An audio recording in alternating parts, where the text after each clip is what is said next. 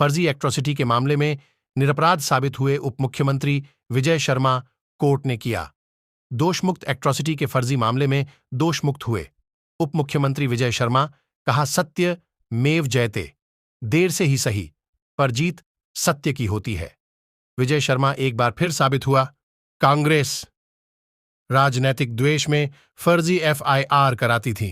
कवर्धा न्यायालय में चल रहे पुराने एट्रोसिटी मामले में दोष मुक्त होकर कोर्ट परिसर से बाहर निकले उप मुख्यमंत्री विजय शर्मा ने स्थानीय पत्रकारों से चर्चा करते हुए कहा, आम गरीब लोगों का राशन कार्ड नहीं बन रहा था।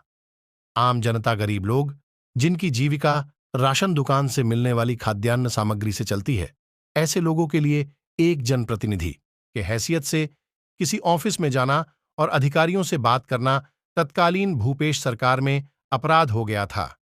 राजनीतिक प्रतिद्वंद्विता न बढ़ जाए, इसलिए तत्कालीन विधायक मो अकबर इस तरह के हथकंडे अपनाते थे। लोगों को अलग अलग तरह से परेशान करना, प्रताड़ित करना। यही तो हुआ पिछले 5 वर्ष के कांग्रेस के कार्यकाल में। किंतु अंत में सच्चाई की जीती होती है। गिरफ्तारी हो सकती है सर, आप देखिए, कानून सबके लिए बराबर है।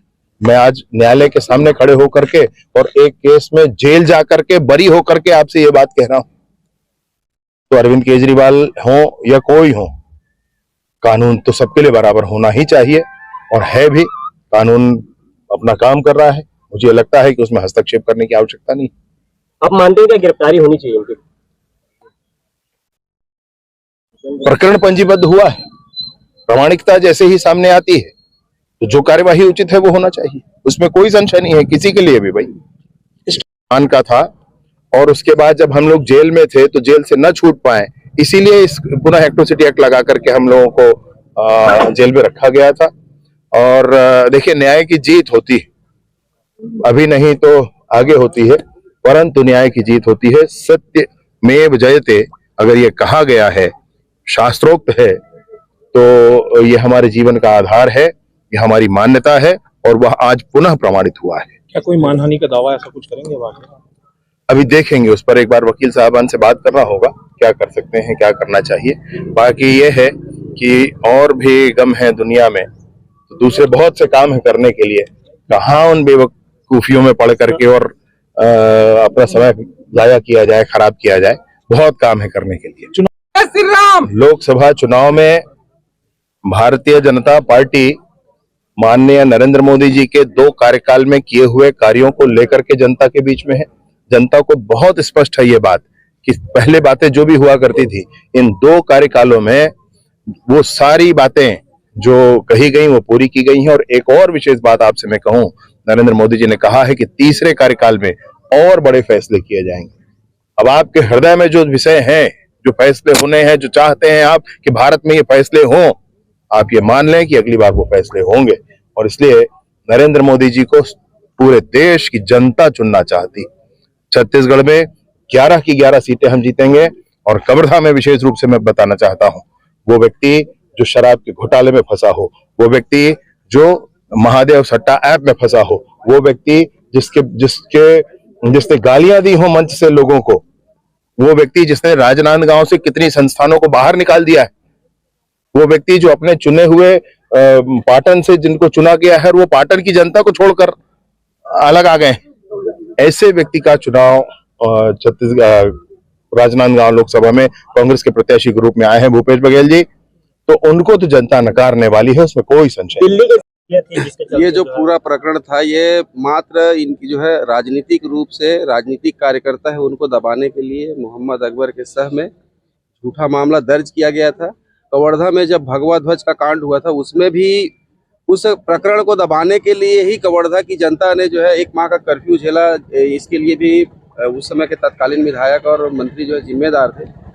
भगवा ध्वज के मामले में निर्दोष लोगों के खिलाफ मामला बना करके सबको जेल में डाल दिया गया था, लेकिन जो नामी लोग थे उनको भी नामजद उसमें मुलजिम बनाया गया था। उनके प्रकरण में सुनवाई नहीं हो रही थी क्योंकि ये बाकी लोग जो है अभी गिरफ्तारी नहीं हुई है करके, तो बाकी लोगों के हित में इन्होंने आकर के, हमारे मंत्री जी जो विजय शर्मा जी है, उन्होंने आके न्यायालय में उसमें मामले में समर्पण किया था। उस मामले में, भगवा वाले मामले में, जब उस मामले में न्यायिक अभिरक्षा में गए, तब एक इनके खिलाफ उस मामले में जमानत की जब सुनवाई हो रही थी और उनको ऐसा लगने लगा कि इस मामले में जमानत हो जाएगी, सबका जमानत हुआ, तो वो जब अन्य लोगों का जमानत होता है एक मामले में तो बाकी लोगों को जमानत मिल ही जाता है, तो ये जेल में ही रहे। ऐसा करके ये फर्जी मामला, क्योंकि उस मामले में जो घटनाक्रम था उसमें जो मेसराम साहब थे उन्होंने पहले उस बात की सूचना दे दिया था, मतलब उस घटना की सूचना, लिखित सूचना पुलिस को दे दिया था, उसमें पुलिस ने कोई अपराध नहीं पाया था, लेकिन उस तथ्य को छुपा करके नया आवेदन दिए और नए आवेदन में भी इस तथ्य का उल्लेख नहीं है कि पुराने इसी घटना के संबंध में उन्होंने आवेदन दिया था, तो वो फर्जी प्रकरण बना। न्यायालय में यही तथ्य आया था कि उन्होंने इस बात को भी स्वीकार किया है न्यायालय में कि उन्होंने तो 1 माह पहले जो आवेदन दिया था वही आवेदन था, बाकी कोई आवेदन नहीं था।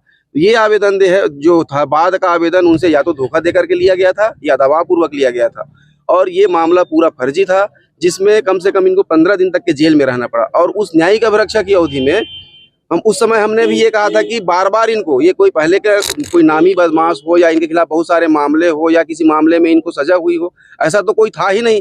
इनके खिलाफ जो भी मामले हैं 2018 के बाद जब सरकार बदली, कांग्रेस की सरकार आई, उसके बाद के मामले हैं, 9-10 मामले हुए और किसी मामले में कोई सजा नहीं हुआ था। तो इनके साथ ऐसा बर्ताव किया जा रहा था उस समय कि ये मतलब जो वांटेड जो होते हैं ना अपराधी, उस तरीके से इनको यहाँ से रायपुर रातों रात जो है रायपुर सेंट्रल जेल लाना, फिर लेके आना, फिर लेके आना।